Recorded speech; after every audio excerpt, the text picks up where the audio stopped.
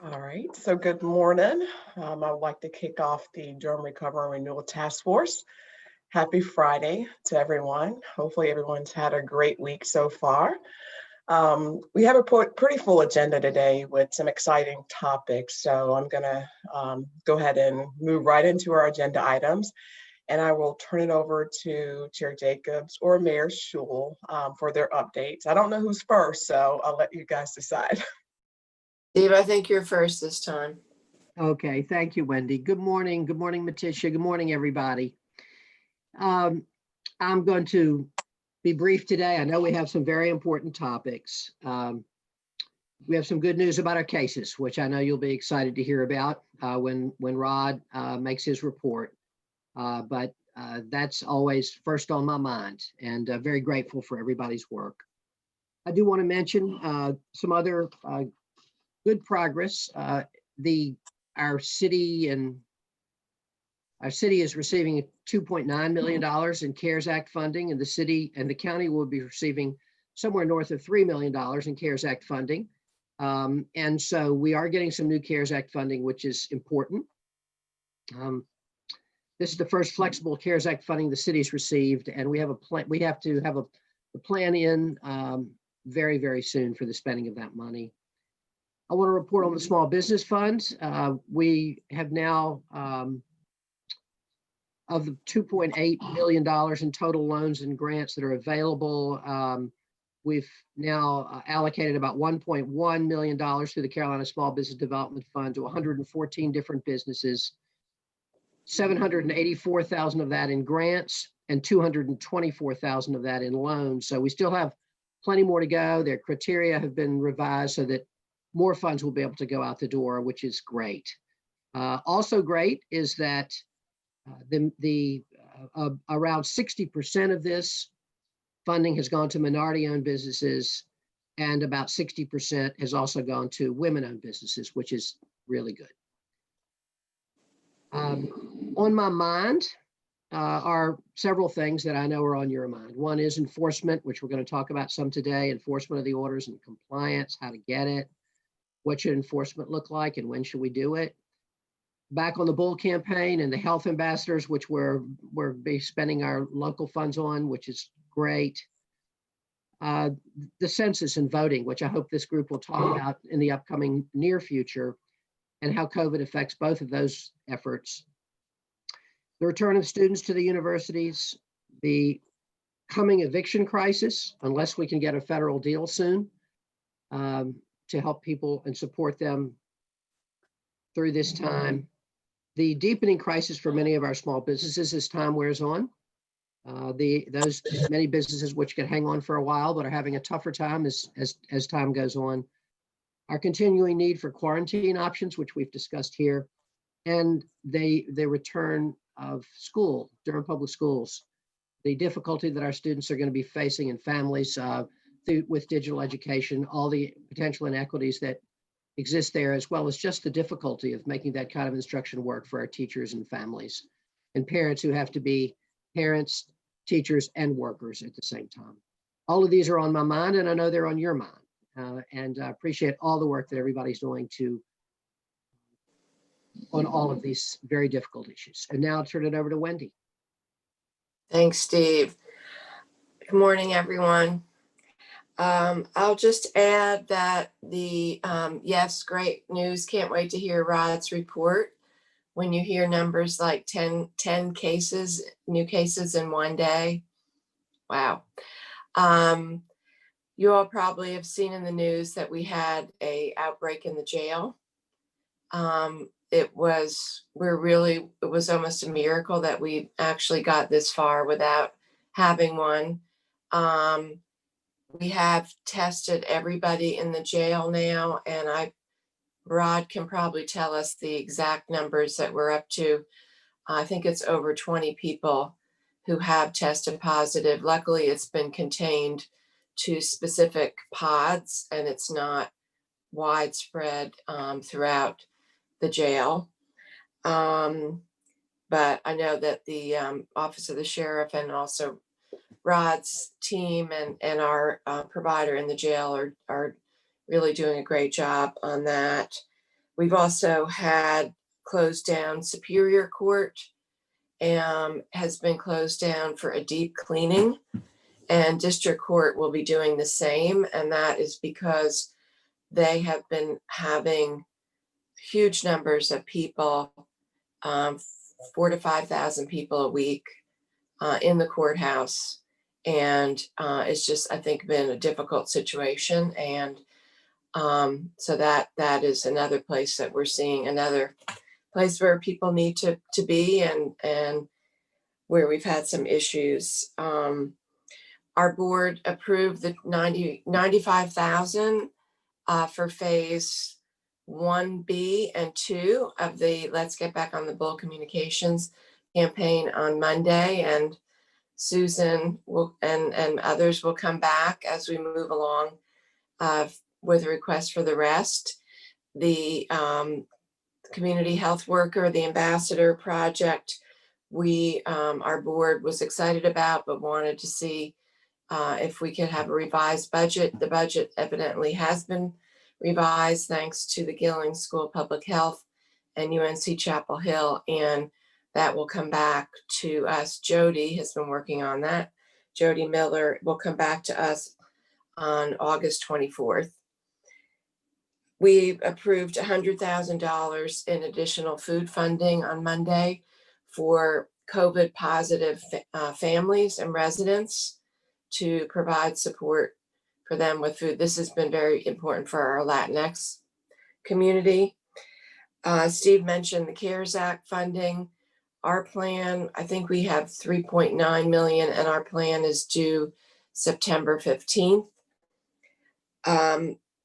Steve mentioned the small business relief program that we partnered on, the city and the county.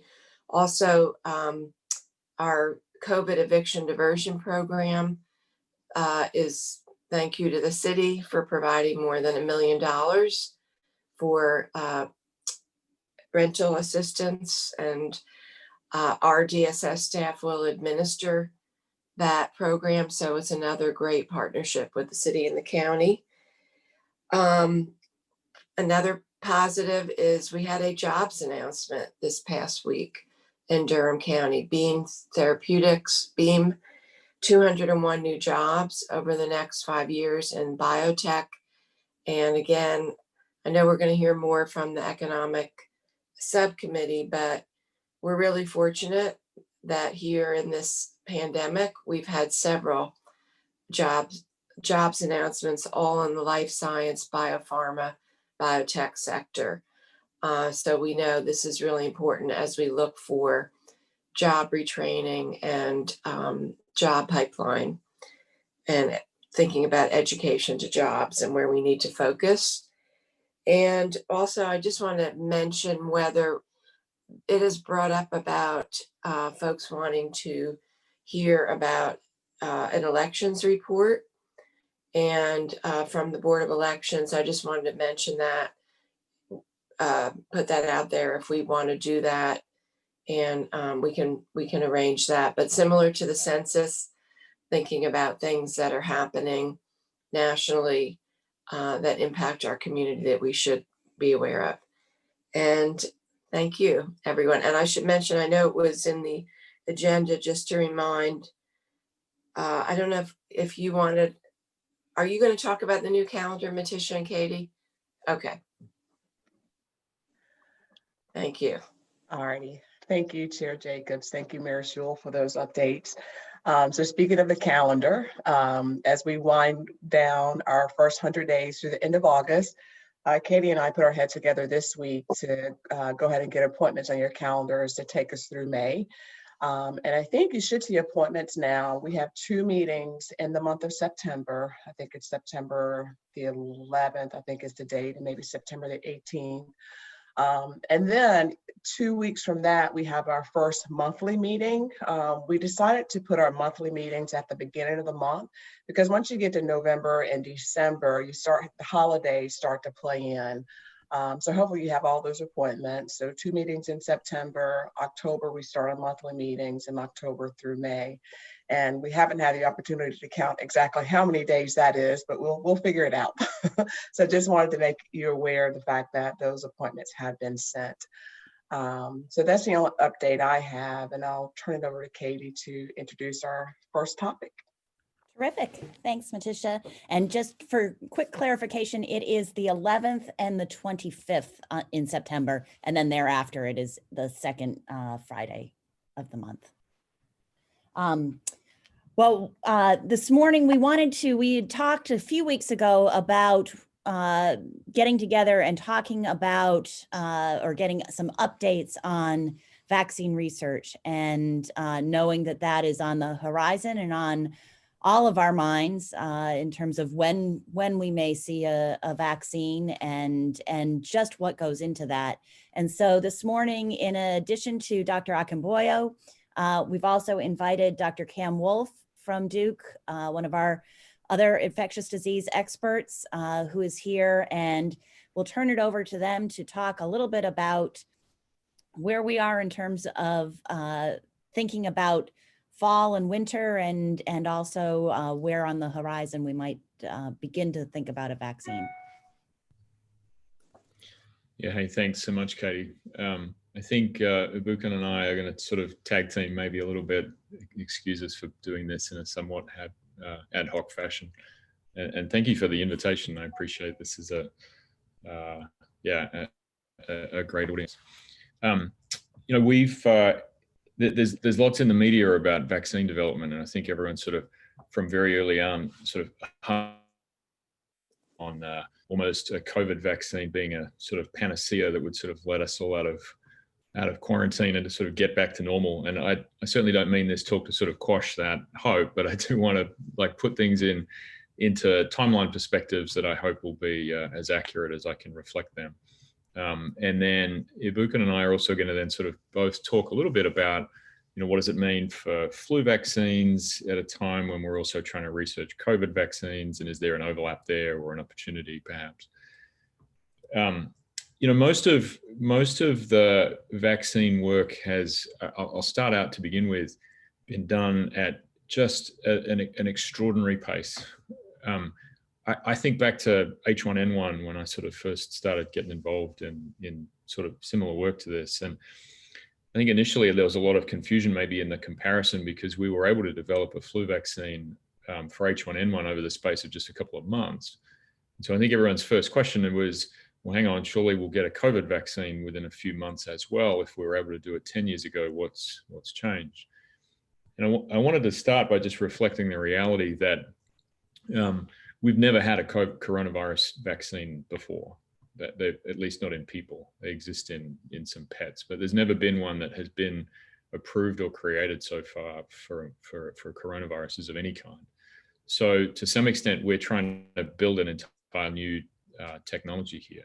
Whereas actually what happened 10 years ago with H1N1, we had the structure, we had the manufacturing infrastructure, we had administration pathways and rollout patterns that were well established over many years, and all we had to do was tinker with which virus we were putting in the vaccine. This will be something completely new. And so really, I think the other impressive bit here is that there's been, not just in the US, but I think really globally, a sort of an attempt to figure out a way to safely accelerate vaccine development. And that has sort of, in the United States at least, percolated down to part of Operation Warp Speed at a federal level. And in particular, that sort of splits into three sort of sections. The first is simply on development. So what's the science and the research behind safety and efficacy? And I can get into a little bit of that. The second part is manufacturing capacity.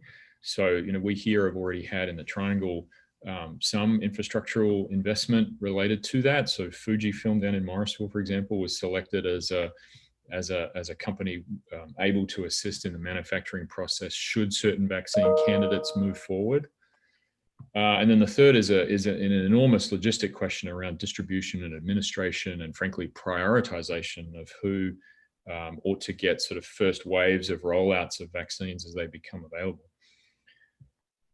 And you know, typically all of those three phases, so science and all of its separate research phases, manufacturing, and then sort of rollout, logistics, and administration, they all typically happen in sequence. Here, they're actually all intentionally staggered in parallel to try and shorten the timeline, which comes with a really substantial financial burden. Like, we are outlaying many billions of dollars globally to try and already start manufacturing vaccines and get productions and factories in line for actually vaccines that we don't know yet are efficacious.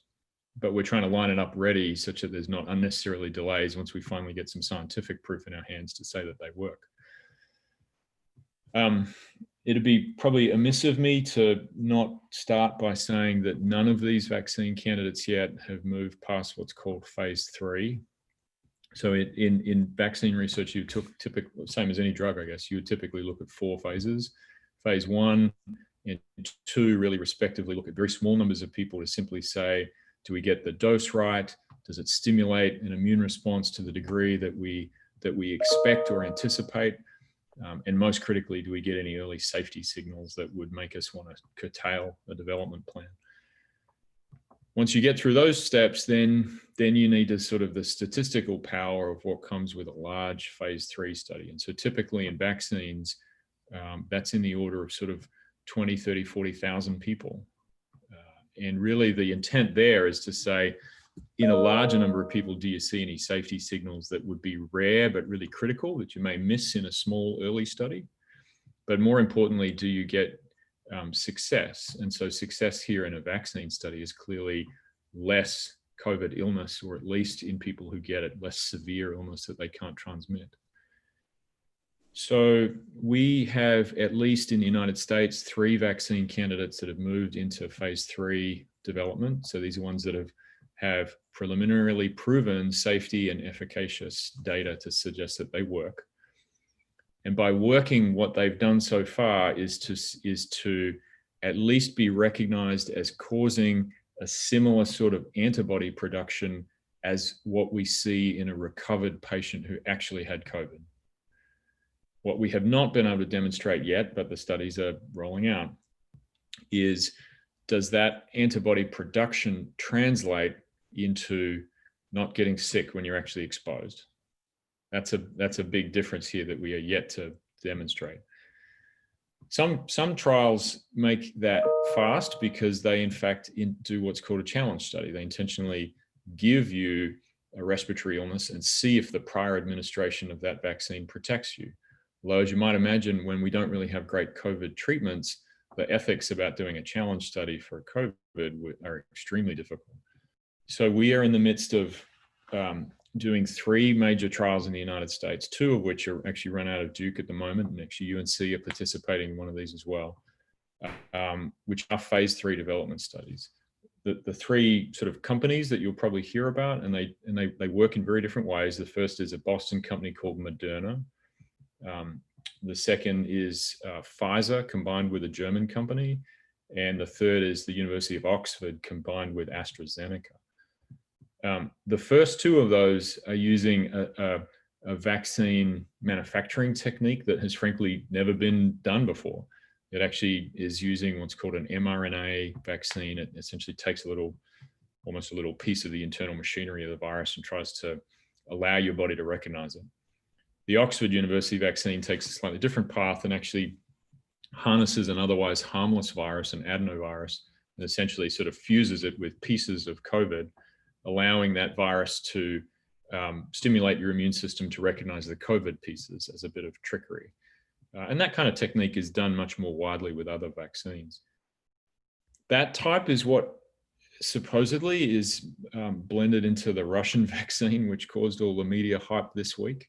But I would challenge folks to suggest that that has not gone through phase 3 trials as best we can tell, or at least if it has, I struggle to imagine how that could have been ethically administered to the number of people in which it's received without some coercion. Let me end by saying that. So I have significant doubts as to what they've done from a safety and efficacy point of view. And certainly it's not like there's a reason for the United States development to be that far behind. We're trying to do it methodically and safely. So each of those 3 vaccine candidates, and there are many others that are in earlier phases that probably would be too long to talk about here perhaps, but each of those are in the phase where they really need the enrollment of about 30,000 individuals. Duke has finished enrolling our proportion of those in the Pfizer vaccine. That's at this stage a placebo-controlled vaccine. So my shoulder got one of those jabs. I have no idea if I got a saline injection or if I got the real thing. My shoulder hurt for a day or two, so I suspect I might have got the real jab. But the intention is there that we need to find out, does the rate of conversion of COVID increase or decrease? Does it actually help? And more the point, are there any side effects that come out of that? We're moving in the next couple of weeks to transition to the Oxford University vaccine. That's part of a large NIH sort of vaccine collaboration, I guess, amongst many other universities. That's also what Chapel Hill are doing, I think. And as a general encouragement, I think at the end of the day, phase 3 vaccine studies need people to volunteer. You know, that part of the reality here is we'd all love a vaccine to be developed, but we need to understand how that works in young, healthy individuals who are at high risk, intentionally individuals who in this situation are older adults, because that's where COVID has had its biggest impact. And there's been a big push as well to try and intentionally incorporate pregnant women into early vaccine trials here for the very intention that they also are folks who you know, we need to understand the safety at a very early phase for. I can get into any little bits of those questions if people need. Otherwise, I think I was going to transition to Ibukun to talk about peds and flu vaccines, and then we can sort of all circle back maybe at the end. Yeah, so thank you, Cam. That was a good, I think that was a good amount of information. Also shows how quickly we can advance when we all come together. But also a word of caution that the vaccine is not going to be a salvation quickly. We'll get there. We need people to certainly volunteer for the studies to inform the vaccine, but also actually take the vaccine if we get there. So I think starting that conversation now will likely be helpful.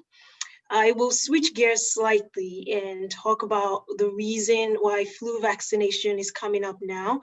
A lot of efforts have been focused on COVID-19, but as you all know, the symptoms of influenza, so the flu, is very similar to COVID-19. And we know that co-infection can happen. Earlier on in March, when this was initially coming into our community, we did find a few people that had the flu and also had COVID. We're still unclear about how much having both infections, what that does for your lungs, how much it can complicate who comes into the hospital or not.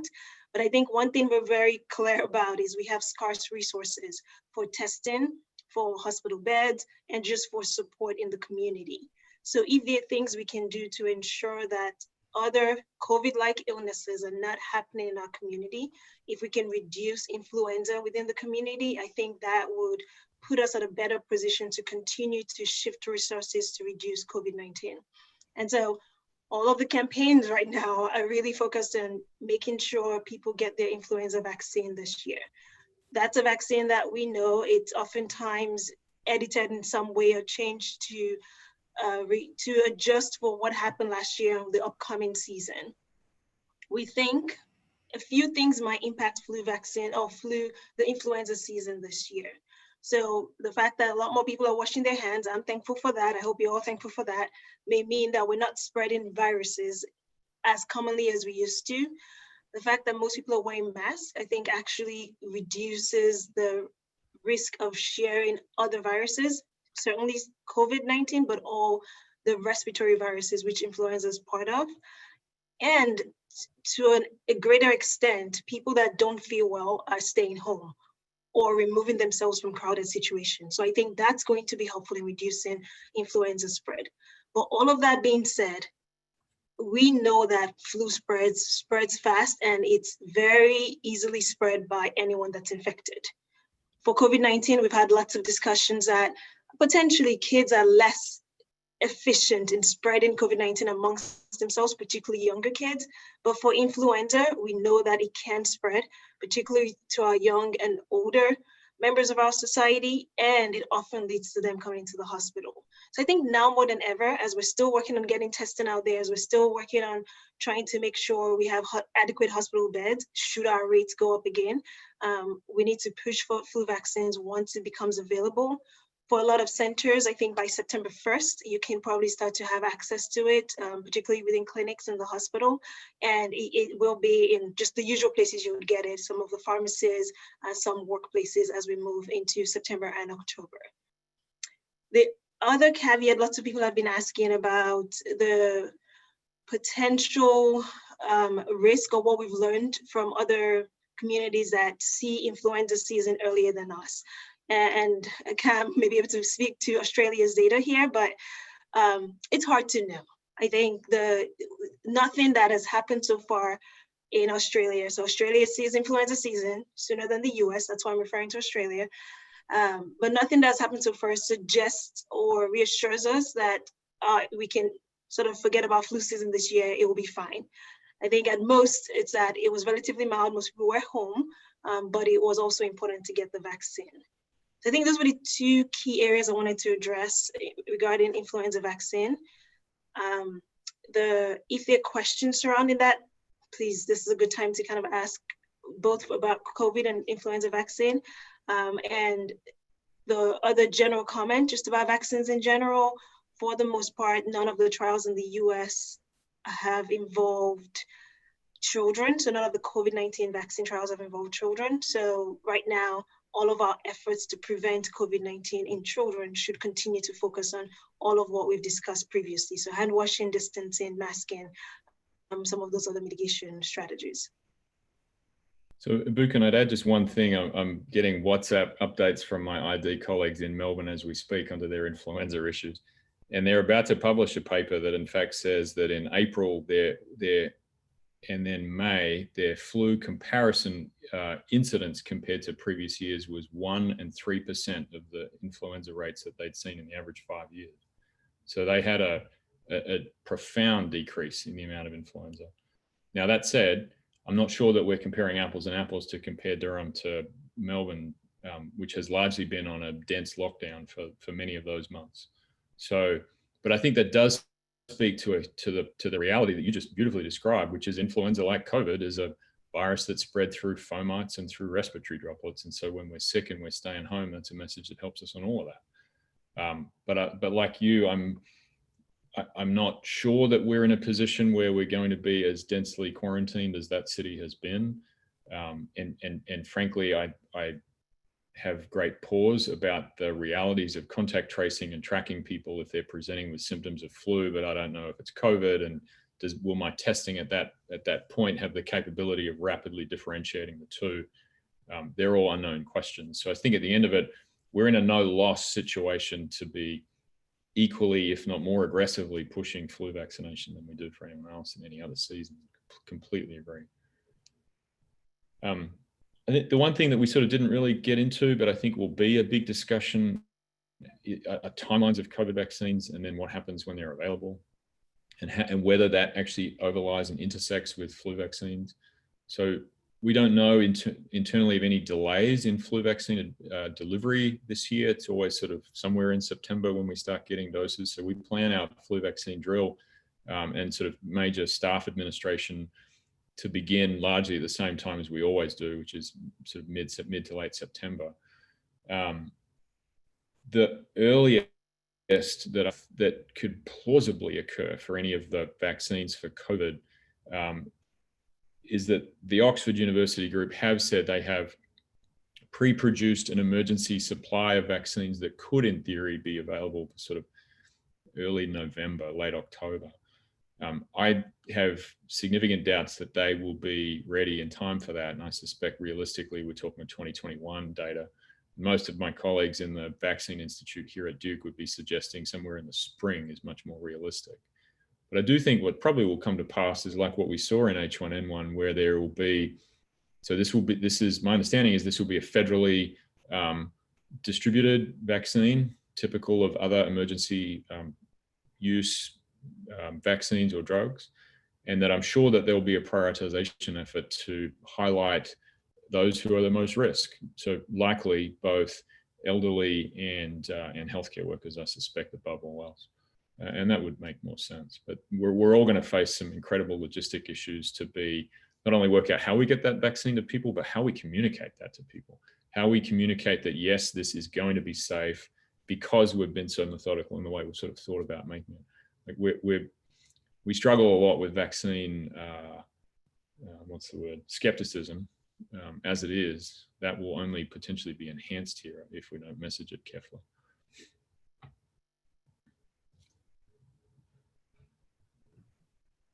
Thank you both so much. Are there questions? This was really helpful information. And I think gives us a lot to think about. I mean, one of the things that we as a task force may want to think about, I know we've been focused on COVID, but do we think about how, and maybe we bring it back to the vulnerable populations group, Phil, how we think about flu vaccine? Does there need to be more outreach on that this year? How do we really get that message out and make sure that it's readily available? I agree with you, Katie. We're giving it a lot of thought, but fortunately, we've learned from trying to address the current challenges around COVID that maybe we can be a little more innovative in terms of maybe drive up vaccinations and those new innovations than we've done it historically. So we're preparing for it.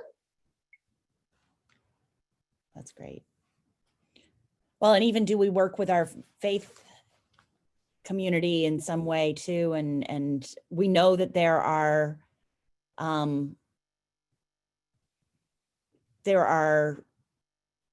groups that have historically not had as high vaccination rates, and that those who are and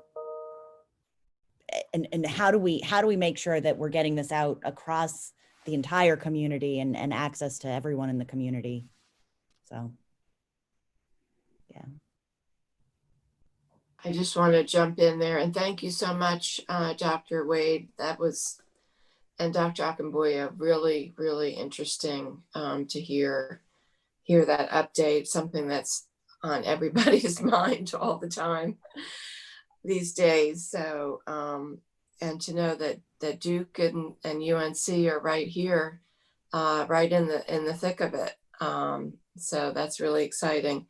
Yeah, I'm thinking about how, you know, with kids being in school virtually, with parents we know are not even taking their kids for well child visits, just the normal vaccinations. I know there have been issues with that. So I do think this is something that we should really focus on in the task force, really think about a strategy related to vaccinations. And, you know, you mentioned, Dr. Wade, about and Dr. Akinboyo, just how we talk about it and lay the foundation, not just for the flu vaccine, but for when the COVID vaccine is available. I know we've got other great assets like Duke Center for Advanced Hindsight to help us with, you know, what is the best way to talk about these issues. So,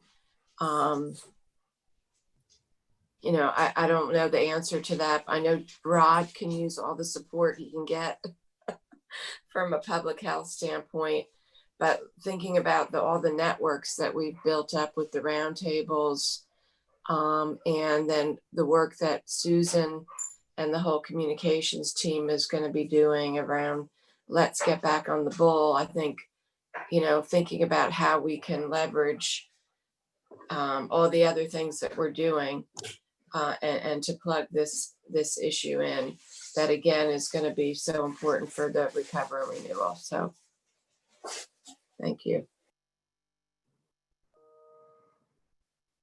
So just thank you for that. Speaking to access to care, I think there've been tons of efforts poured into ensuring that your clinics, your hospitals are safe and people can go for routine appointments without increasing the risk for acquiring COVID-19 by interacting with the healthcare system. And I know lots of pediatricians have gone out of their way to almost create a clean process where you almost don't even have to interact with anyone coming in for a sick visit to ensure that a child can get vaccinated on schedule and get vaccinated safely. And I think those efforts can easily be shifted to incorporate influenza vaccination, both for pediatrics, for kids, and also for adults. Oftentimes, I think adults are less dogmatic about going to the doctor every year, so we may miss opportunities if we're not intentional about trying to find ways to get vaccinated this season.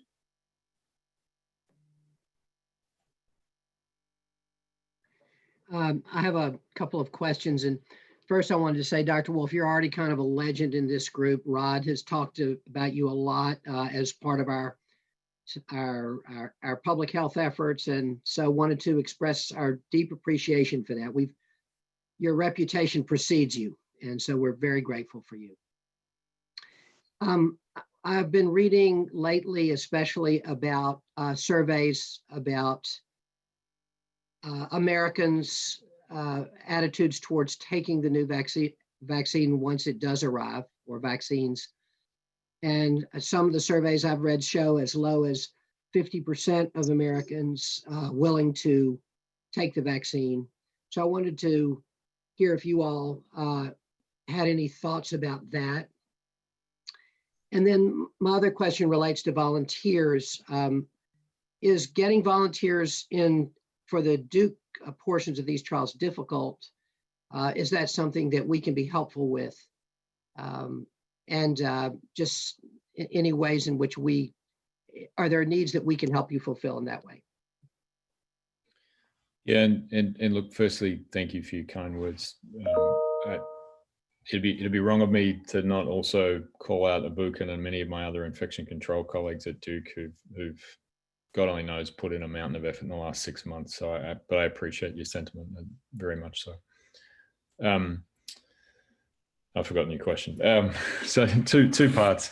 I guess to answer the latter part of your question, I really should have come prepared here, having already. I thought about texting the vaccine investigator this morning to go, hey, what's your enrollment numbers like?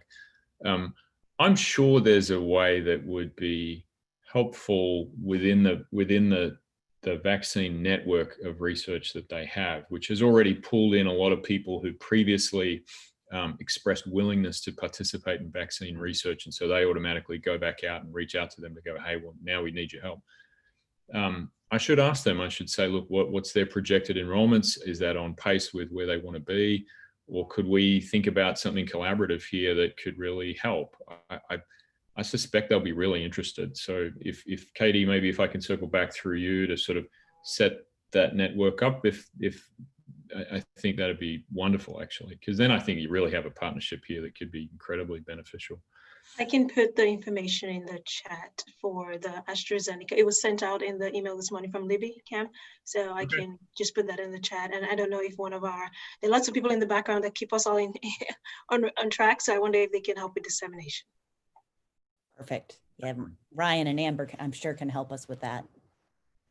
And then in answer, your first question was about skepticism, and a really just challenging question.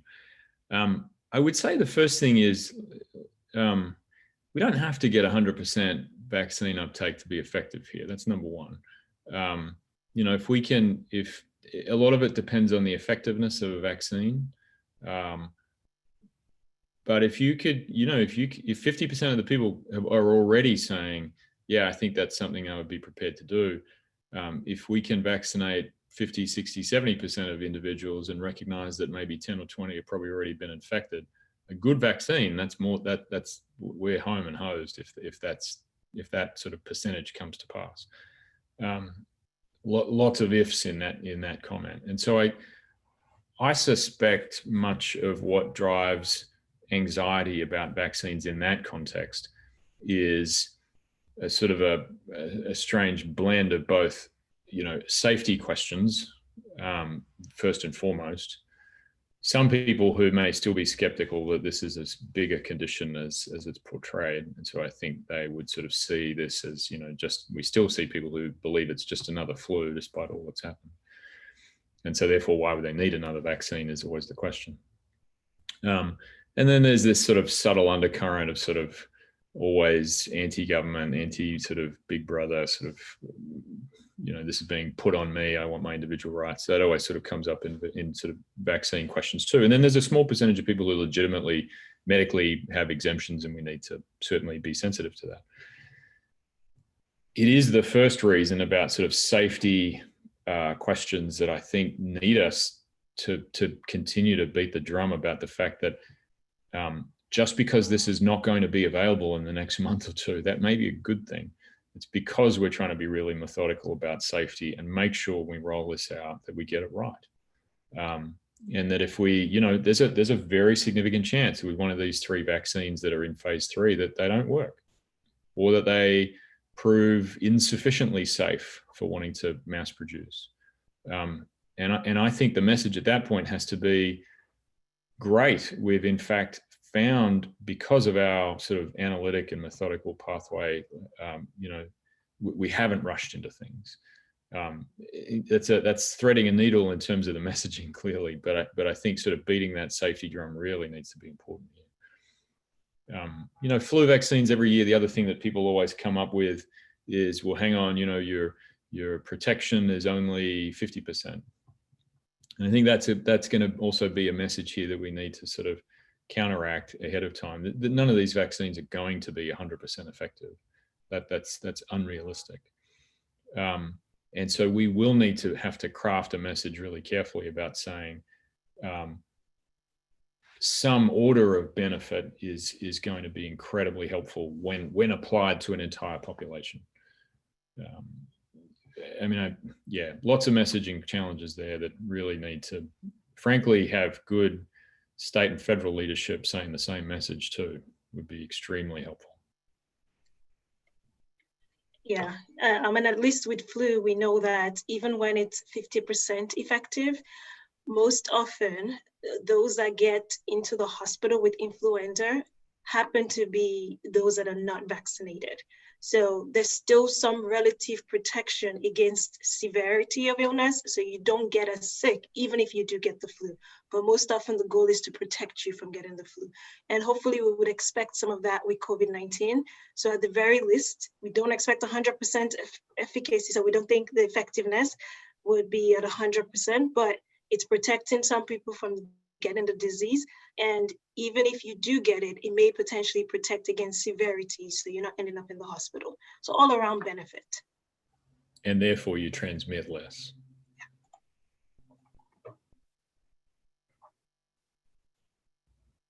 So I have a question. So Dr. Akinboyo, Dr. Wolf, thank you so much for joining us this morning and sharing some really, really good information. I have a question, but it's not specifically related to vaccines. And I understand there's still a lot that we don't know about COVID-19, and not asking either of you to predict the future, but you hear a lot of conversations around a second wave. And my question to you is, when I hear people talking about there's going to potentially be a second wave, is that because people are speculating that COVID-19 is going to be very seasonal? Or could you just share some context and where that may be coming from? Do you want to shoot first, Ibukun, or I can do it, either way? Yeah. So I think we're probably seeing, I don't know if this is first wave, end of first wave, second wave. It's sometimes hard to tell. So I think the idea is so initially you were talking about flattening the curve. The goal was to, as much as possible, until we learn more or have additional resources, just stop everything and reduce that curve and have it go down. But we would expect some level of spread as soon as you peel things back open. And that's expected with any infection that's spread through the respiratory, just with cough, sneezing, and people interacting. So the idea behind the second wave is you would expect, and we're seeing this in some Asian countries, like a slight dip as soon as you open up society, a slight increase when you open up society again. But because now we're ready, we're prepared, we have access to resources, that second wave, so different from the initial rush of infection, should be better handled, and the height of the curve should be much lower, and it should last. It shouldn't affect us as long as the initial curve. I don't know that that's what's happening right now. I think we may still be dealing with the latter effects of the first wave and never really got down enough to, and I say we as a general we within the United States, actually think Durham has been exemplary in a lot of efforts around mitigating the first wave. And it just kind of, we instead of just a smooth curve, we kind of had a few humps as we went down, which was not necessarily unexpected. But as we approach potential decisions in the future, we do expect a slight bump as people suddenly get back into society or to whatever routine that might be. We should be ready and prepared to mitigate that as soon as that happens. Did that address that sufficiently? Yes, I mean, that was good for me. Thank you for that. I appreciate it. I think probably the other additional point to maybe add in there is that the best of our serologic surveys would suggest that less than 20% of individuals have been infected. So when you think about second waves, they do require large numbers of uninfected individuals to still be there. And the reality is that most of us have not had COVID. And so, yes, we are still prone.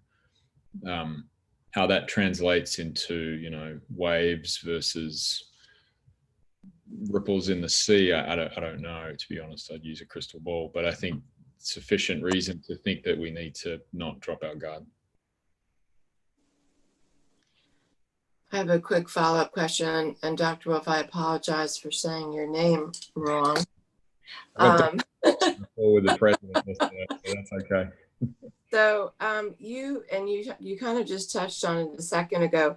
You were mentioning about what the kind of the efficacy or of how many people do need to be vaccinated, and you mentioned, well, there could be up to 10%, or even I guess you just now even said 20% of the population being infected. I guess, are you implying that that people who have had the infection are then immune to getting it again? Yes and no. That's actually a more complicated question, perhaps. So we do have much better data to suspect now that once you've been infected and you recover, at least for a period of time, you are incredibly unlikely to get reinfected. We feel confident that that's at least sort of 3 months. There may be rare exceptions to that, but for the most part, that is true. So absent new symptoms, for example, we don't recommend even being retested within that phase, because many people continue to shed, and many people have not ever been proven to have infected virus or reinfection during that window. The challenge is that we haven't been living with this long enough to know how durable that protection is. And so it's one thing to say that you had your infection in July, therefore you're probably not going to get sick again until September. But after that, I don't know. No one's, the earliest sort of waves of this in the United States were sort of early March. The earliest people could have been researched and studied and evaluated is, 5 months, 6, not even 6. So we don't know how durable those responses are. And so having 20% of people have antibodies tells me that, yeah, they probably had the virus. Likely they would not have got it again in the months immediately afterwards, but I don't know how long that protection is going to last. With other coronaviruses, there's a wide spectrum of durability of protection. And in fact, many of us ended up with seasonal vaccines. We can be infected with seasonal coronaviruses. We can get them every year. And there's limited protection from the previous year's wave. So I say the 20% cautiously because it leaves a lot of people clearly uninfected. For those 20%, they will have gained some protection for the most part, but how much we don't know, and how long it lasts, we're not sure. It wouldn't be a reason not to revaccinate them. Let's say that.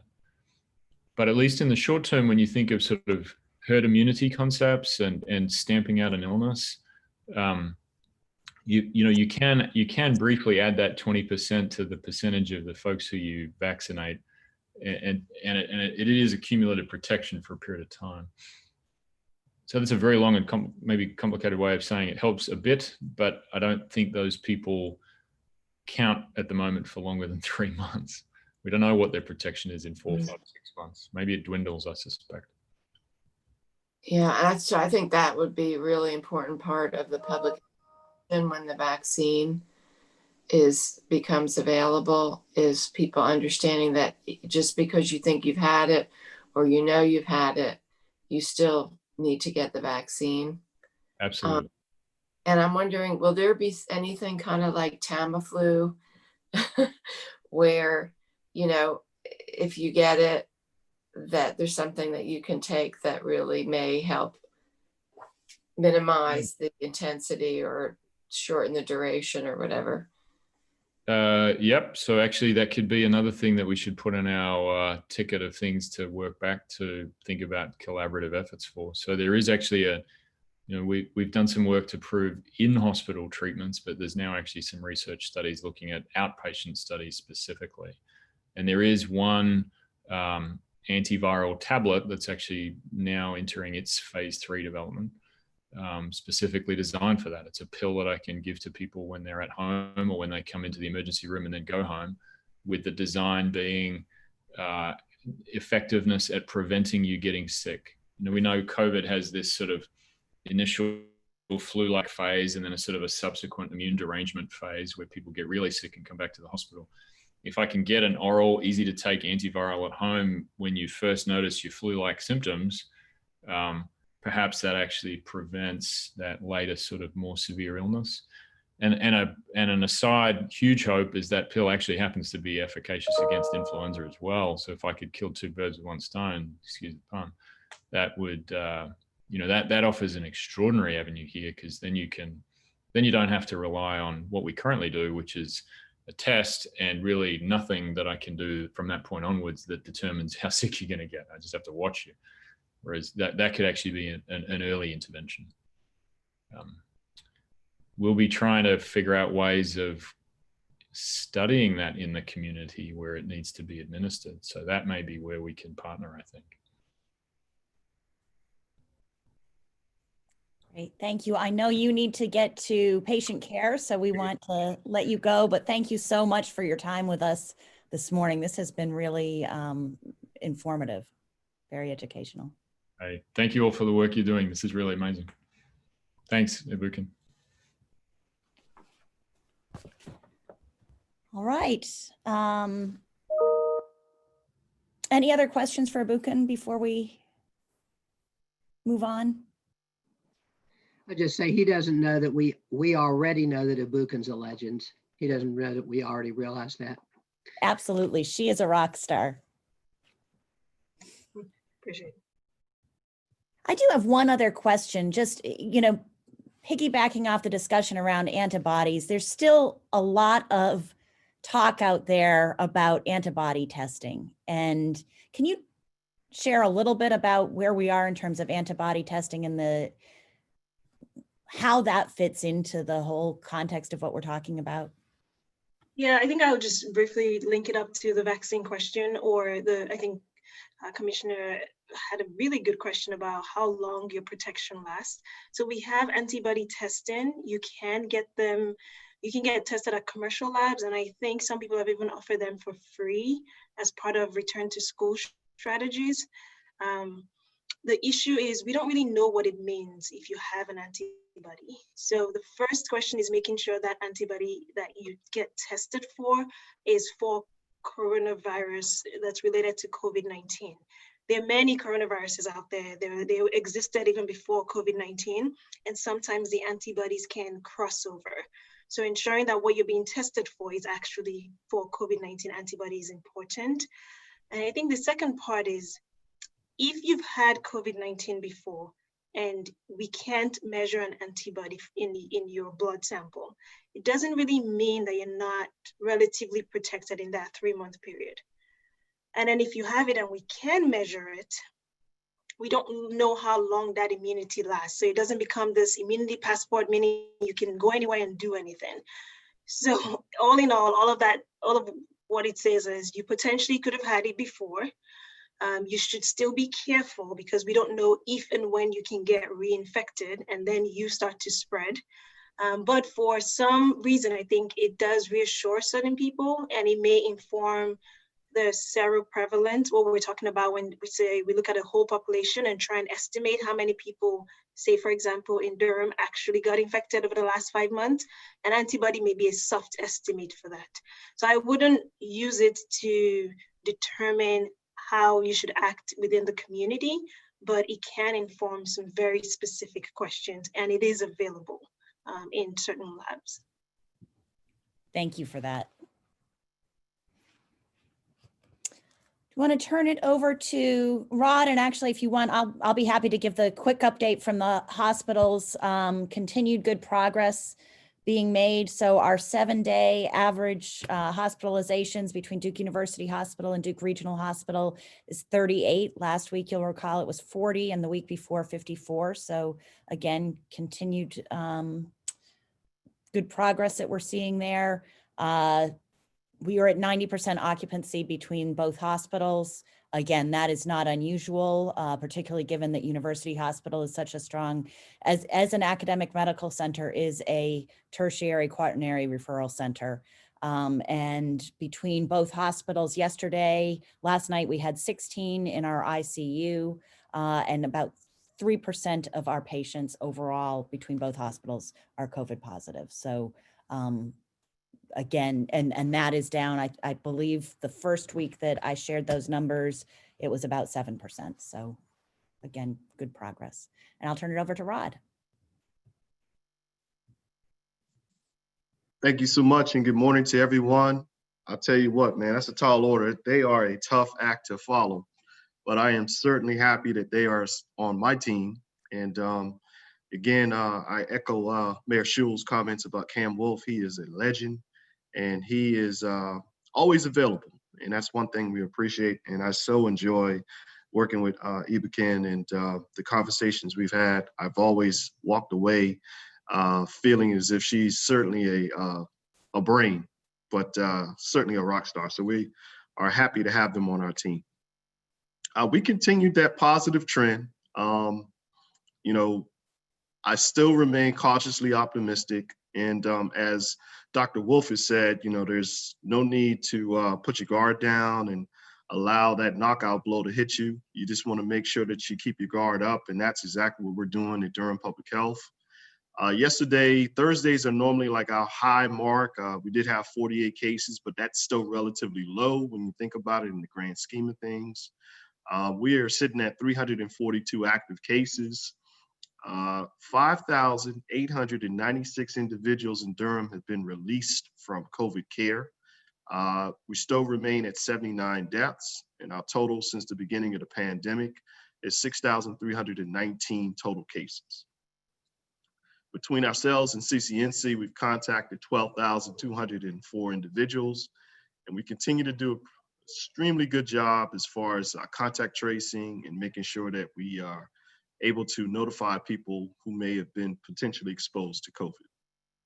Our 7-day moving average as of Monday, August the 10th, was 41. This is a significant decrease from our average of 51 last week and 63 the previous week. So we're certainly seeing that curve trend downward. So far for the month of August, we have had 412 cases.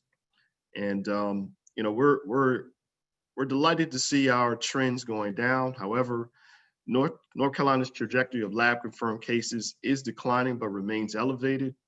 And it's pretty much the same for Durham. You know, we're declining, but we're also remaining elevated as well. I think the thing I'm very proud to report is that so far in our Latinx cases in terms of race and ethnicity trends, we're finally below 50% for our Latinx cases. We're at 44.90%, and that took a whole lot of hard work. Special shout out to our vulnerable populations work group, and also to Pilar and El Centro and all of our Latin 19 advocates. It's no easy feat to bring it down, and it was up above 50% since late April, and here we are, middle of August, so that's a huge accomplishment. Now, Black or African American community in Durham, we continue to see underrepresentation right at about 37.38%. We certainly have our eyes on that particular demographic, as we don't want it to go any higher. And our white population is at 13.11% in terms of COVID cases. In terms of work, race, ethnicity, and sex, nothing much has changed in terms of unemployed individuals, construction, and hospital workers. 46.27% of our cases are associated with unemployed. They are the Hispanic population in Durham, and 70.2% are female, so it's starting to go down. 73.33% construction work, Hispanic population of Durham, and 80% were male. So we're seeing that dip down, because at one point in time it was 90+% male Hispanic. 77.78% of our cases are associated with hospital workers of the female persuasion, African American, and 83.3% were female. So we continue to work in that effort as well.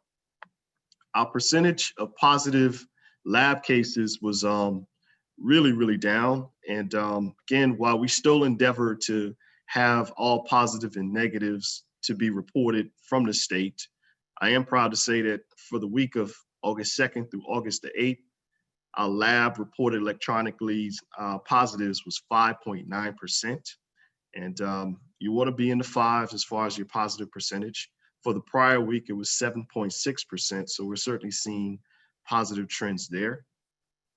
I believe that Duke's model, which is certainly a model that we pay close attention to, and we're certainly thankful for Morgan Jones and others for providing that information. But Duke's model did show that North Carolina's growth was at 0.8%, where Durham's growth rate was at 0.7%.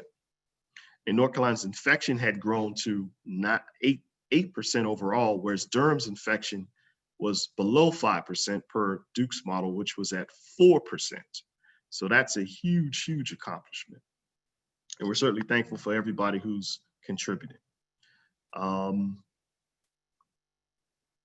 In the interest of time, I know Mayor Schul and Chair Jacobs are interested in COVID-19 cases as it affects daycare and school-age children. We're continuing to watch that closely. Overall, for the month of August, we're still right at 19.9% of all our cases being individuals who are under the age of 18. So far, 34 individuals were identified, and we continue to watch that closely as within the next week or so, our kids are going back to school. So with all that being said, we continue to work really hard with the outbreak at the jail. I'll be real brief in that particular statement. As Chair Jacobs has said, we have worked closely with the sheriff over the course of 5 months. Last week, Friday, when we were alerted to the first positive inmate case, we took quick action. Guidance from the CDC and DHHS says that if you have one positive in a congregate setting such as that, you have to test everyone. So we were able to test the inmates rather quickly. There were only 20 inmates that were identified as COVID positive. The sheriff and his staff quickly responded and ensured that those inmates were isolated to quarantine accordingly. And we're still in the process of making sure that all staff are tested and have access to testing. So, Herculean effort to say the least. And we will continue to work with the sheriff to ensure that our inmate population is safe and sound. More than happy to answer any questions, but if not, I'll turn it over to Dr. Akinboyo for additional comments. Throwing you on, nothing to add.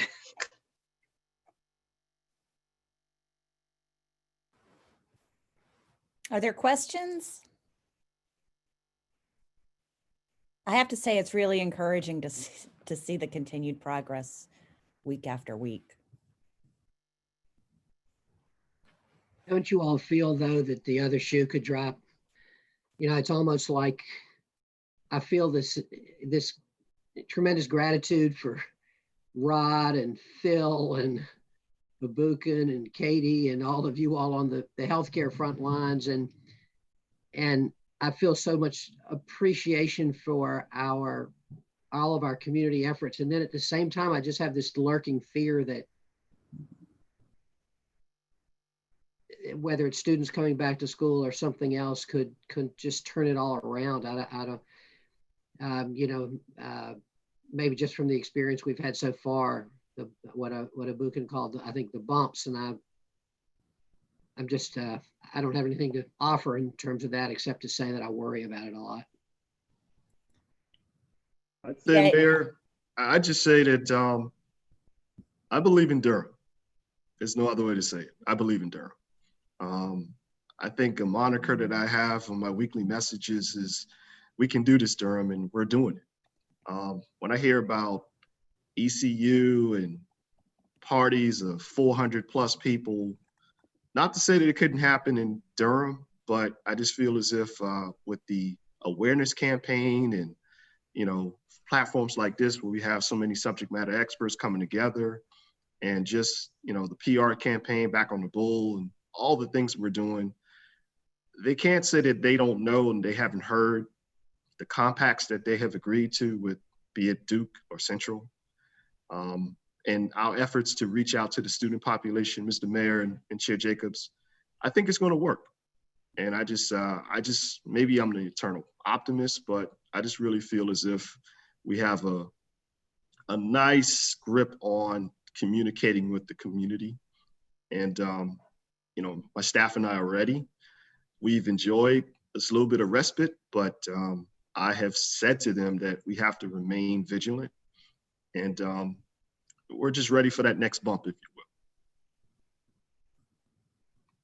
So, Rod, I just have to say, I'm looking at Susan saying we have to quote Rod in the campaign, from our health director said, I believe in Durham.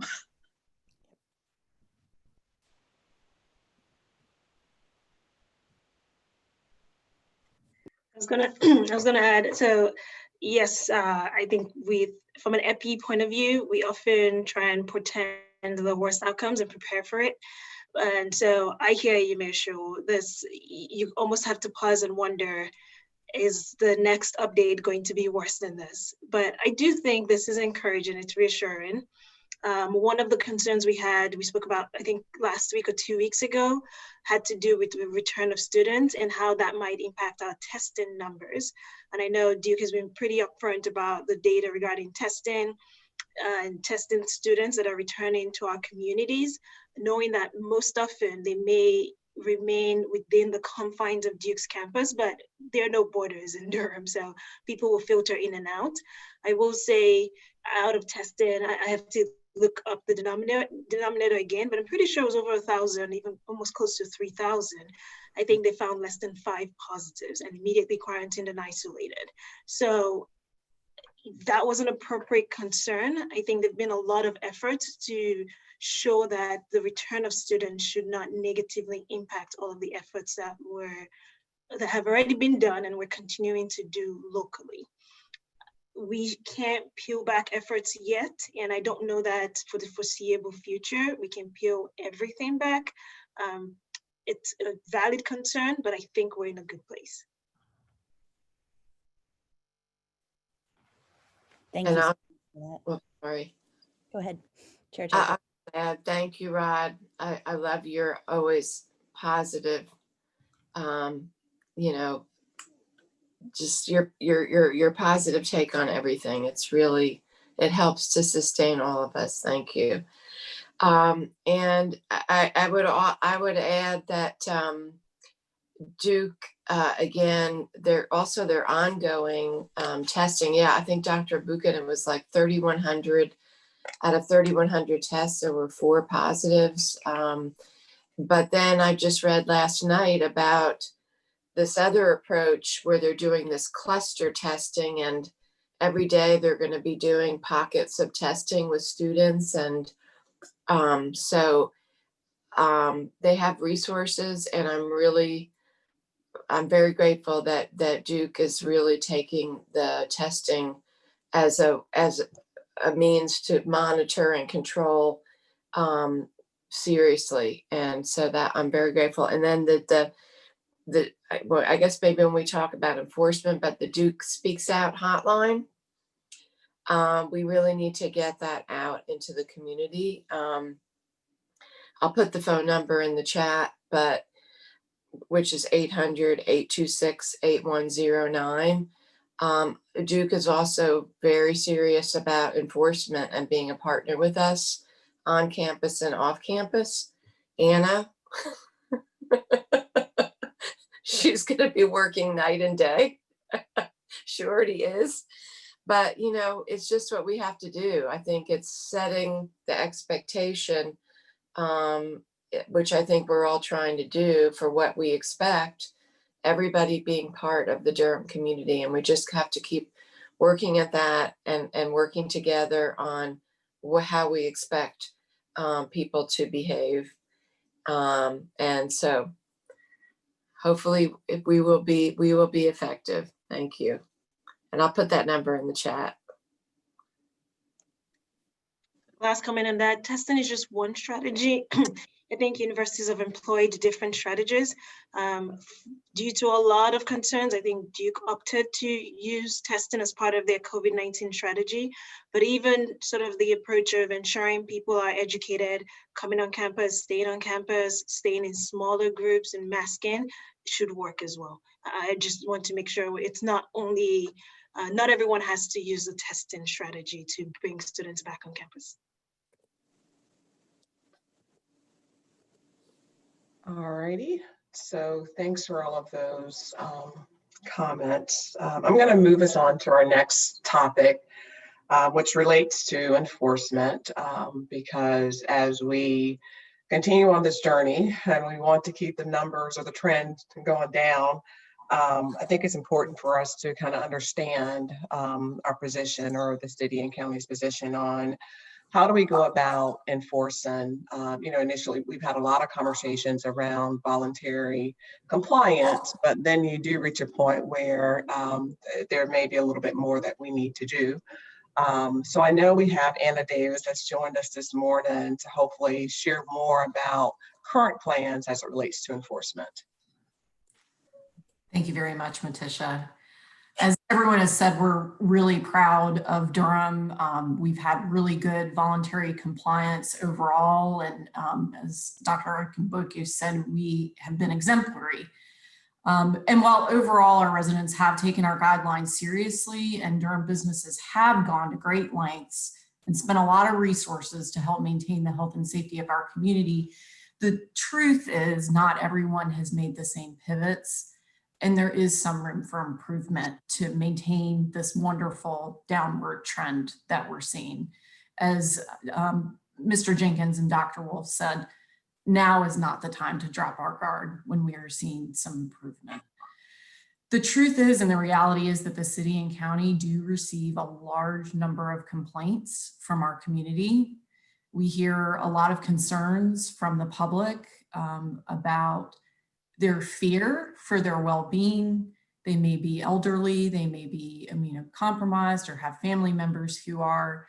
And so, as Mr. Jenkins said, we must remain vigilant, and we can't ignore the health concerns of some of our community's most vulnerable. Some of the examples in recent weeks that have made us think more about this are complaints about things or concerns about a large dance recital that was scheduled to occur. There were to be hundreds of attendees with no plans that we knew of to social distance or wear masks. We weren't aware of any steps that were being taken. And of course, that is a concern under the mask gathering requirements.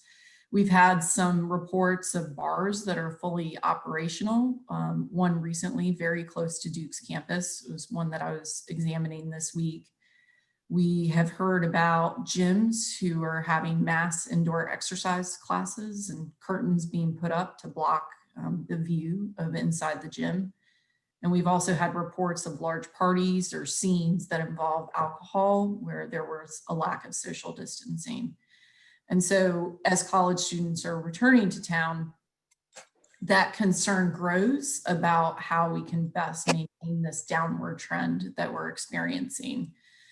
And let me first, before I talk about city complaints, just echo what Wendy Jacobs just said. They do have their own hotline, and they do want us to let the public know that if they have reason to believe that this involves Duke students, that they would like to know that. And so when we get calls or concerns from citizens and, you know, they say it looks like a Duke party, not expecting that citizen to go out and do any confirmation of that. But if they indicate to us that that's what they think is going on, we're going to give them that Duke Speaks Out phone number and not take further steps at that point internally.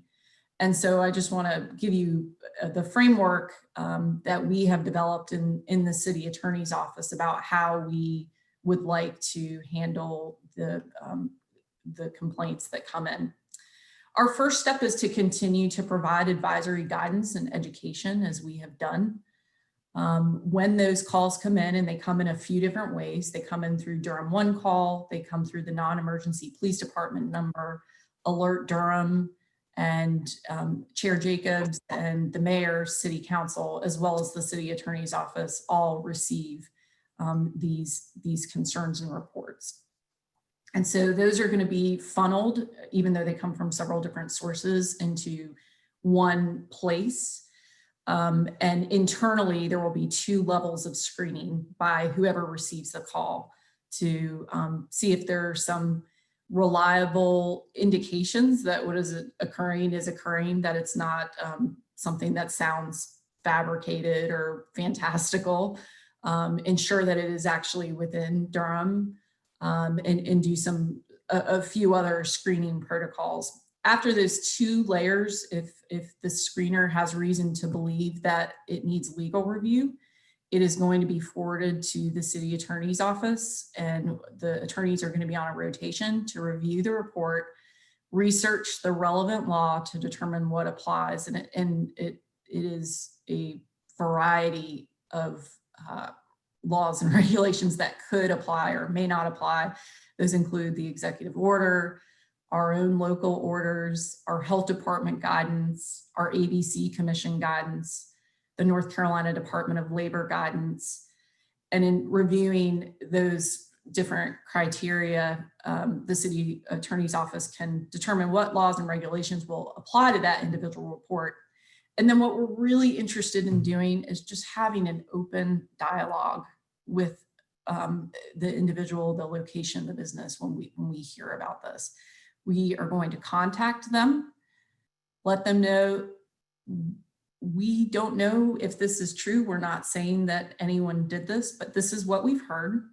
And we'd like to work with you to come to a mutual understanding about what is required by law. Just yesterday, I had a conversation with a local business who is doing something really creative with his business. And we talked through what his plan was. He helped me understand what they were considering and what his understanding of the law was as it related to him. And we were able to come to a common understanding about what they intend to do. And there's nothing further that needs to be done. And we will continue to support locations and businesses in understanding the orders and regulations and continue to ask for voluntary compliance. That is our greatest hope, that everything could be resolved that way. Let me give you another example of how we are handling these complaints. This morning, we got a report of a national pharmacy chain that is one in the community that is testing, and we got a citizen who said she was picking up her prescriptions and that there was someone in front of her not wearing a mask. and the pharmacist said that they don't require masks. Now, since this is a pharmacy, people are going for testing as well as, probably immunocompromised or sick individuals to pick up their medications. It's really important to have compliance in a setting such as that. So my approach when I get off this call will be to simply call that pharmacy and just say, hey, I wasn't there. Someone said there aren't masks available. Is that the case? What do you need to know to help you understand what is sort of expected under the current law and current orders? And so that is really what we hope the approach can be, as I've said. Based on the outcome of those conversations, the Durham Police Department will provide an advisory letter if there is a violation, notifying the location that they are on notice of a potential criminal action. And they have done that since March. They have been already putting the people on notice. What is different now is this really involved analysis from the legal side. Again, the purpose of the contact from both the city attorney's office and the PD is to provide education in a supportive way. So if step one is not effective, we will move into step two, which is the location will receive a detailed legal letter from the city attorney's office explaining the legal concerns about the violation and asking them to cease. After the formal letter is sent, the Durham Police Department will confirm visually if the activity is ceased based on the best of their belief, based on their knowledge and training. And if they have not, under the executive order, the Durham Police Department is authorized to issue a criminal citation, which is a class 2 misdemeanor, as authorized. Again, we hope that these first several steps are effective and that is something that happens later in the process, not at the beginning. Finally, if after a criminal citation is issued and the activity at the location continues to occur, the city attorney's office examine the viability of further legal action through the court system as allowed by our local ordinances and statutory authority under the North Carolina general statutes. Let me be clear that this is a last resort. And while enforcement of the executive order can only be enforced as granted by the governor, the city can bring all of its resources to bear under our local authority to pursue legal action, including a restraining order through the court system.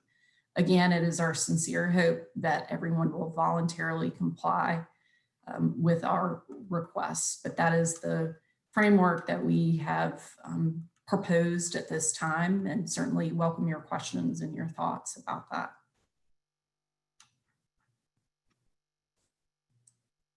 Any questions for Anna?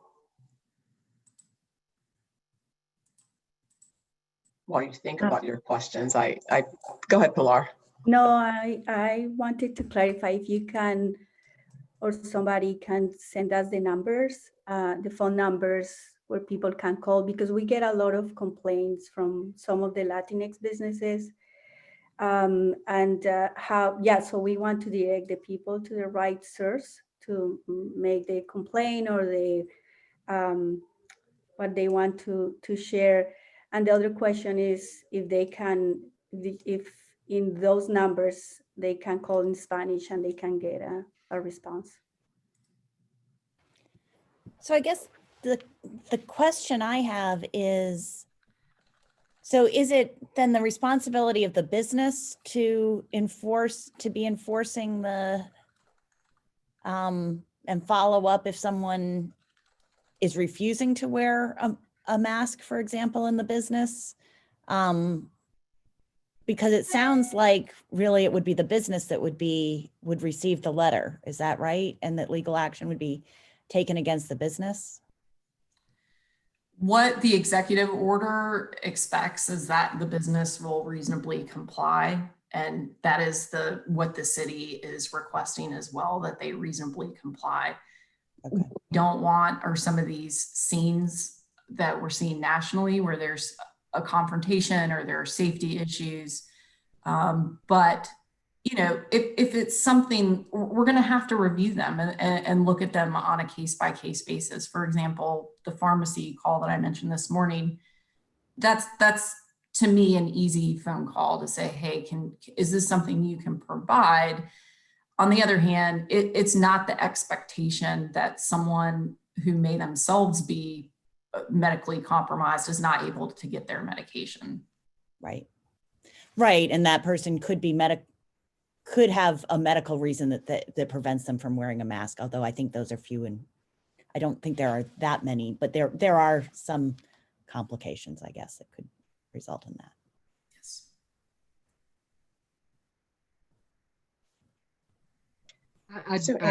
I wanted to add that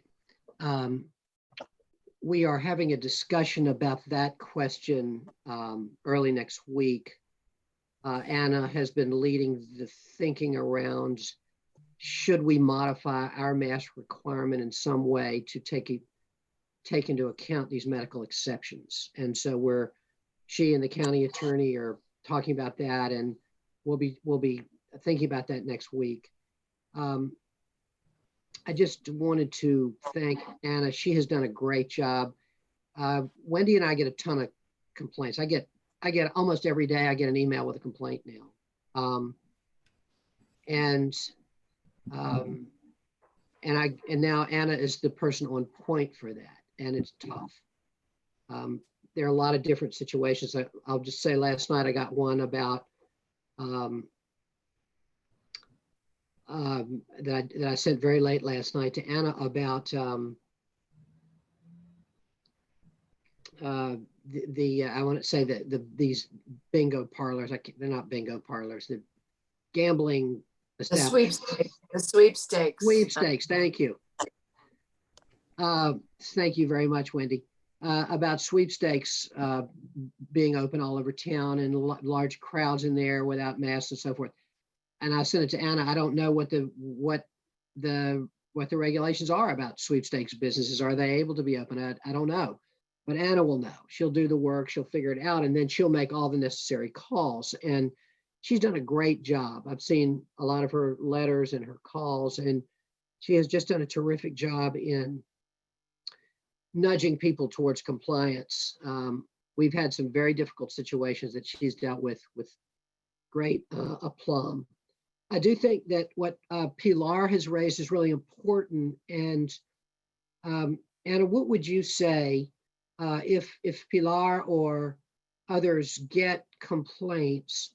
You know, I just have been thinking about all the ones I'm getting on the email and you're getting on the email, but clearly they're coming in other ways. What should happen? And is there a way that we can create a Spanish language portal for you to receive concerns and complaints?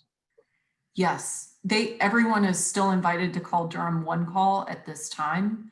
I'm so glad you raised that, Pilar, and I will look into the best way to logistically work out that portal. Every day we're learning new things about how to approach this, and so your comments are really appreciated.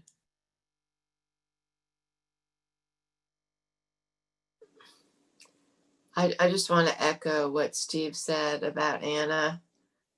I've read a number of her letters that she follows up with people on, and they're amazing because she really goes into incredible detail, but also is really compassionate in the way she writes them. And again, I think that's in line with how we're trying to approach things in Durham and really work with people. So I really appreciate the time and effort that you're putting into this, Anna, and all of your staff that are working on this. It's a difficult issue. And so I just saw the phone number for Durham One Call. I know we also have a public health hotline. So I think there are all these different phone numbers out there. And, I guess that's something for the task force to think about as we move forward. How do we promote one particular hotline, and especially one that is going to be have equitable language access. So thank you. I think we may also want to put those phone numbers in under additional resources on the website. Mary Ellen and I can talk about that and see if that works.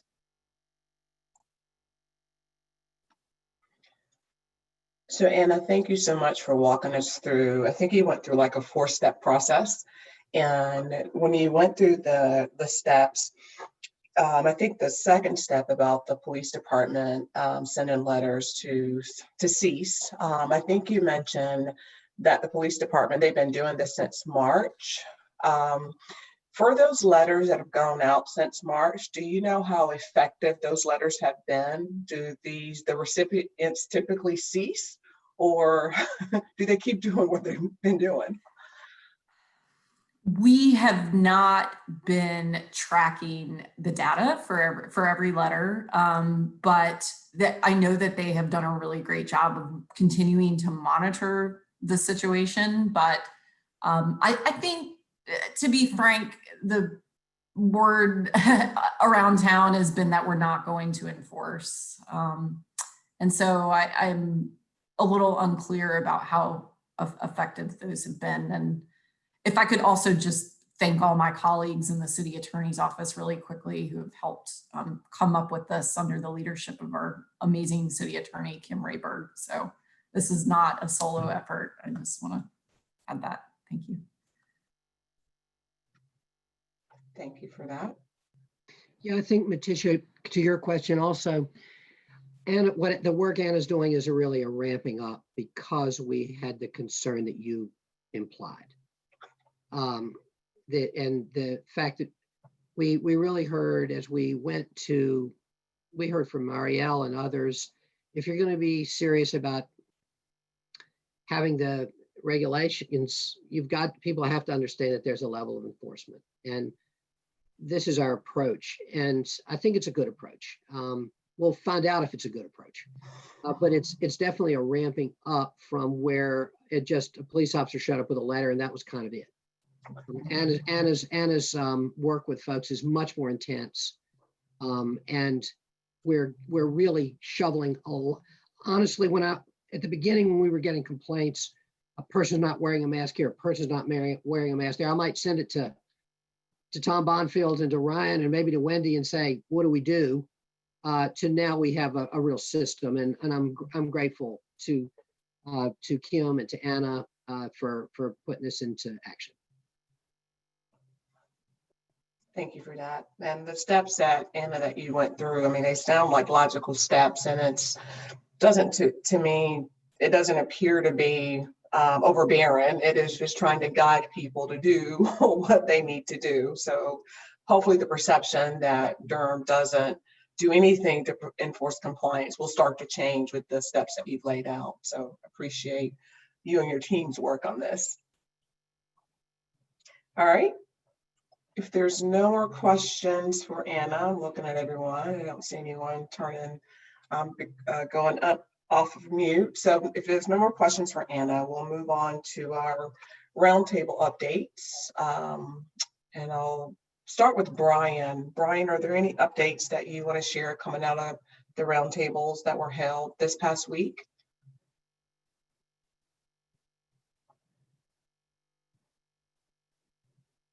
Can't hear you, Brian. You might be on mute. Thank you. Sorry.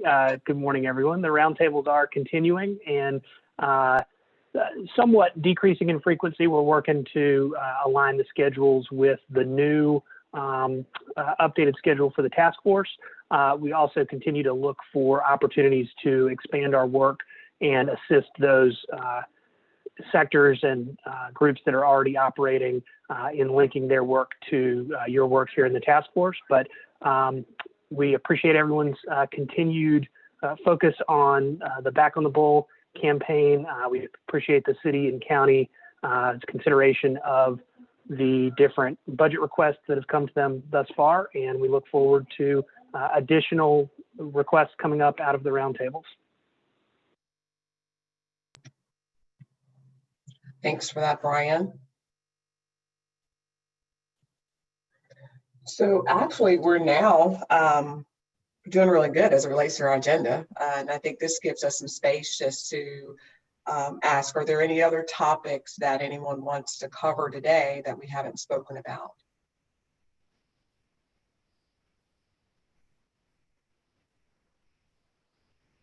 It's a quiet group this morning.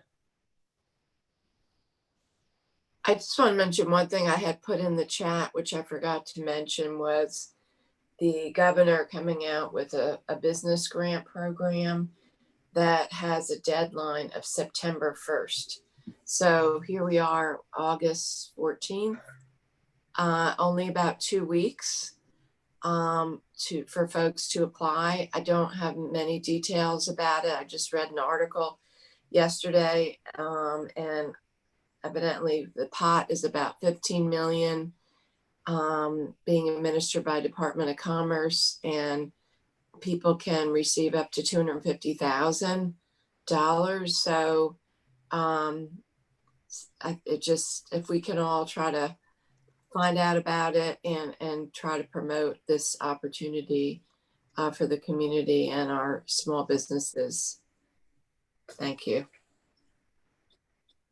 Maticia, since we have a few minutes, I wonder if Pilar wanted to talk about they have received funding for adding staff across several counties that I think we would all be interested in hearing about. Pilar, if you wanted to talk, it's very exciting, I think. Yes, thank you, Mayor. So before, I don't know if you are aware, we received some funding from the state and from Wake County to do some work with the Latinx community. And then last week, Cura Americas also got one of the grants for the community health workers, and we will be part of it. So all of this together is to hire more community health workers. So we will be having around 40 community health workers to cover Durham, Wake, Orange, Vance, Granville, and I'm missing one that I always forget. And the idea is to continue working in communication, of course, the three recommendations, the 3 Ws, but also about testing, contact tracing, isolation and quarantine, and also, yes, to continue distributing food, masks, and supporting other events throughout the Latinx community and businesses. That's the other piece we will be working on.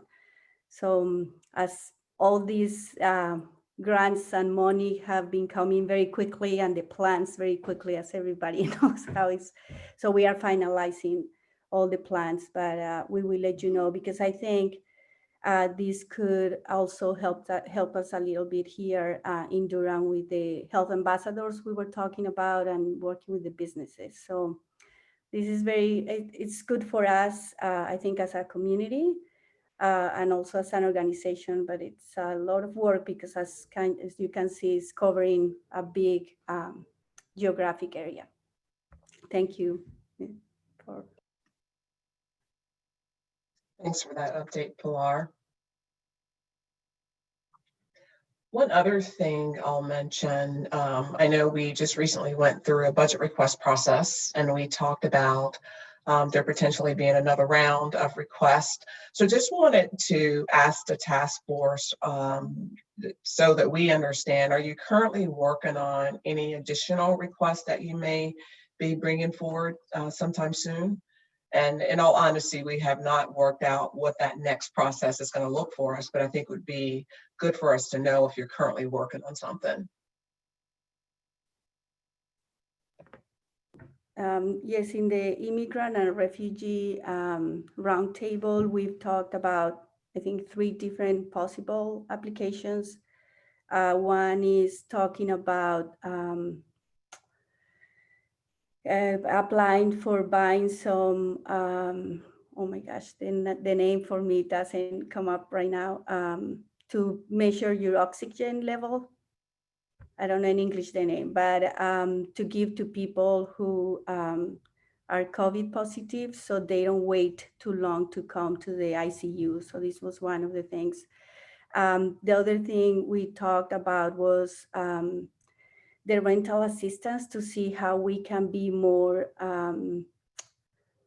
efficient, helping the vulnerable population, immigrant and refugee population, with the applications and really getting the assistance. So we are actually looking at what is now in place and see how we can support, and if that it's something we can put up for budget to having another person or something like that. I'm sorry, and I forgot the third one that we were thinking about, but we are still working on it and also waiting for the guidance from the task force to see when is the deadline and looking at that. Thanks for sharing that. Any others that any of you are aware that are currently being worked on? All right, well, as soon as we get some more thoughts around what the next wave may look like, we will certainly share it with you guys.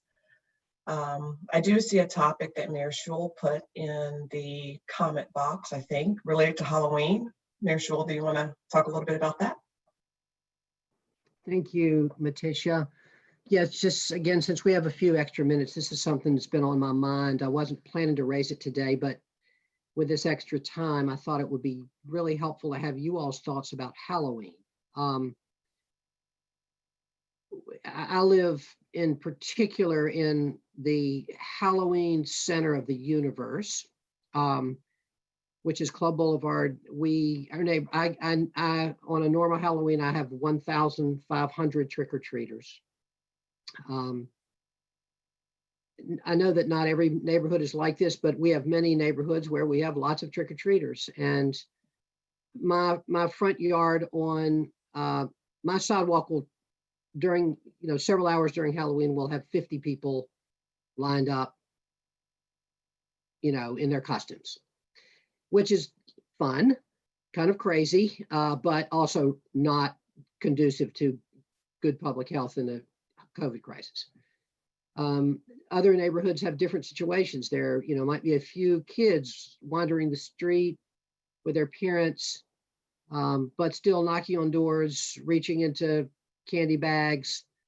I know some cities have already said they won't be having Halloween this year. I've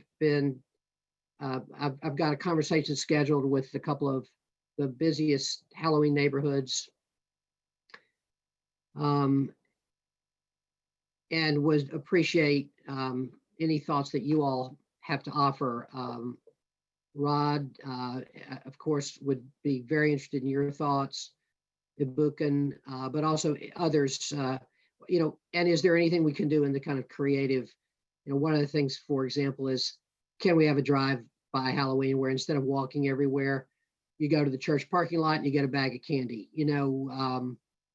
you could still, the kids still get to put their costumes on, and I'm not sure, but just interested in any thoughts that you all might have.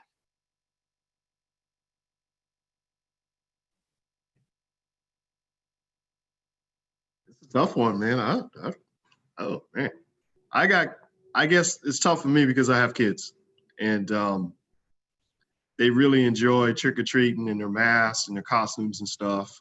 But one thing that we have done in years past is really participate with our church with the trunk or treat events.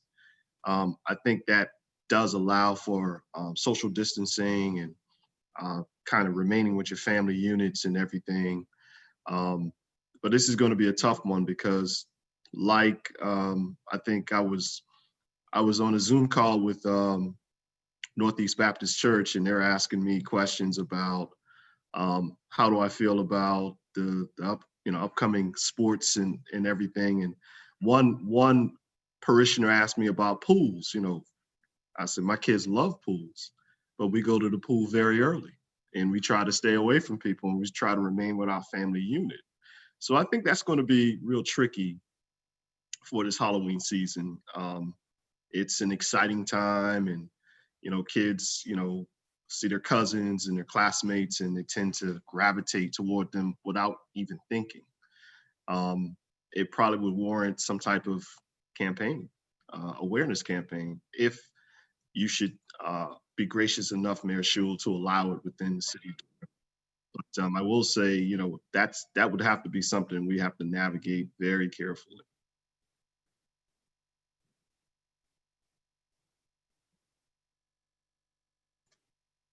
I will say there are probably ways that it can be done safely outdoors. I have not particularly fleshed out my thoughts around that, just in full disclosure. I just took a quick peek at the calendar, and Halloween does fall on a Saturday. So that, I think, makes it even more challenging, because there may be things that people just want to do because it's on a Saturday, and not just kids.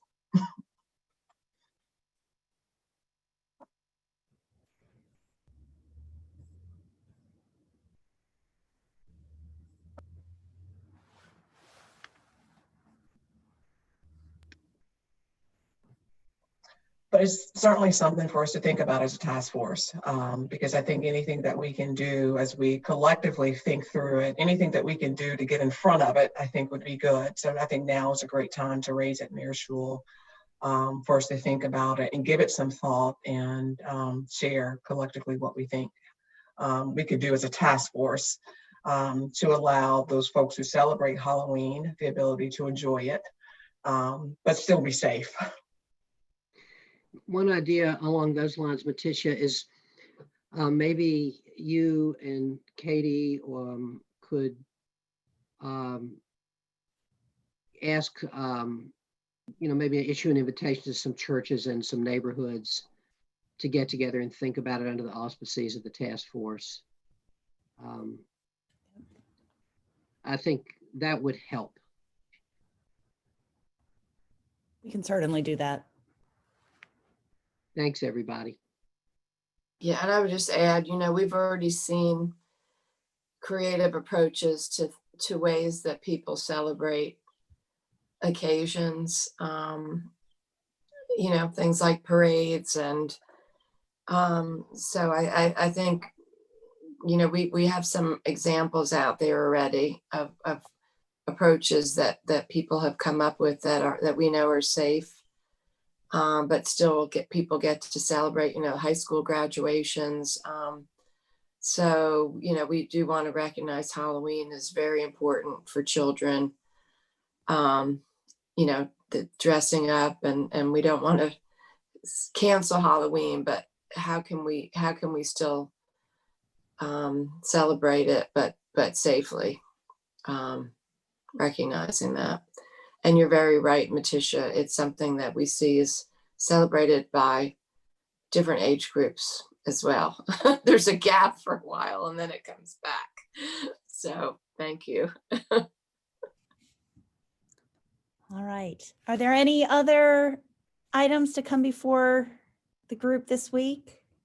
No, I'm sorry. I just remembered the third thing we were talking about is that the roundtable would like to have probably a quarterly town hall meeting for immigrants and refugees. So thinking about the language access, so being able to have interpretation in those meetings. So probably putting out some budget for it.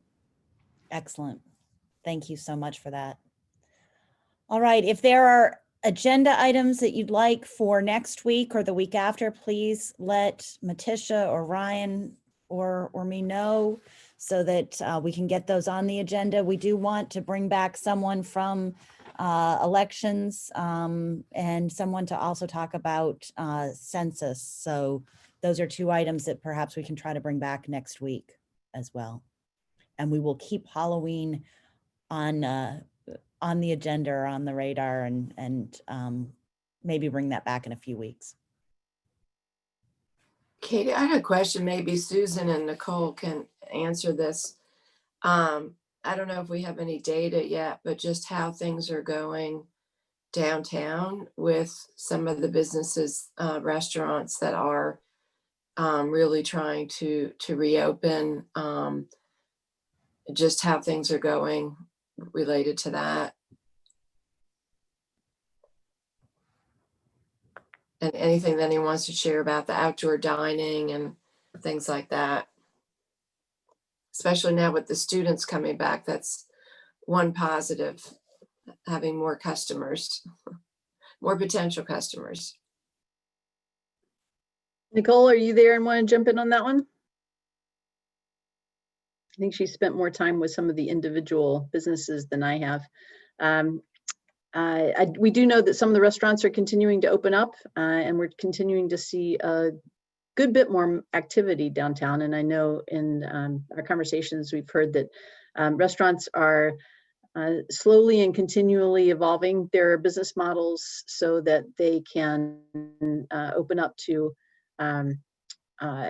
different ways of people. And as more people are coming downtown, doing more with outdoor dining, I know that the applications, we continue to get applications for people for outdoor dining. And there is a meeting this afternoon, as a matter of fact, to talk more about that and how we expand them. So just continuing to see some things come back and see more people out on the street, but I don't have data to share with you.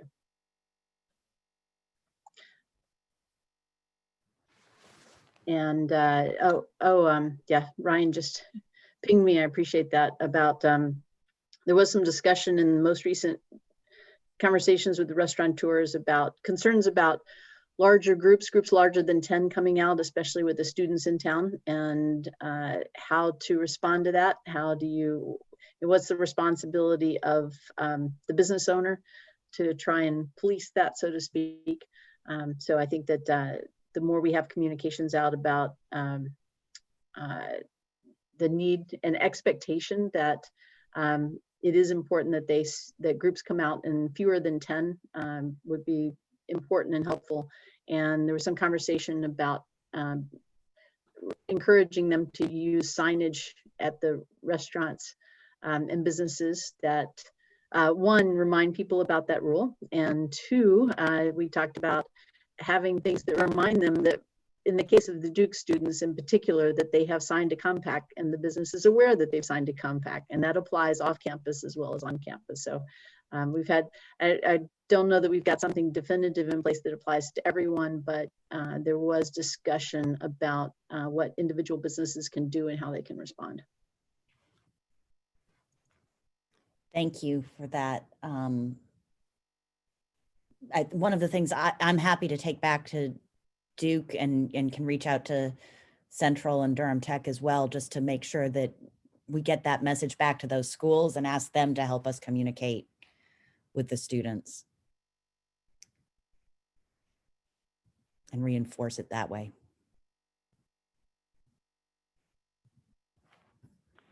Anything else? I would just go ahead and note, we'd certainly love to get more of a report next week, but I am a member of the Census Complete Count Committee for Durham. And so I'll just very quickly say, because it's not something we can afford to have any delays on, that Durham, North Carolina, and the South in general are well behind the response rates. The US sits today at 63.5% completion rate. North Carolina is only at 59.5%, and Durham is behind that. I could share a screen of the map, but I don't want to test the technology right now. Durham is behind the state, as well as particularly our neighbors around the triangle. And so you can go to durhamcounts.org for more information, and hope that everyone will complete the census and encourage their neighbors and contacts to do so. Hundreds of millions of dollars of funding are at stake, as well as representation at the state and federal level. Thank you for that, Brian. That's a really important message, and let's bring that back maybe next week to have a little bit further discussion about how anything that we can do to support that. All right, if there is nothing else, we will close out the meeting and give you back about 5.5 minutes in your day. Thanks everyone for all the incredible work. Appreciate all of you. Thank you. Great Katie. week. Thank you.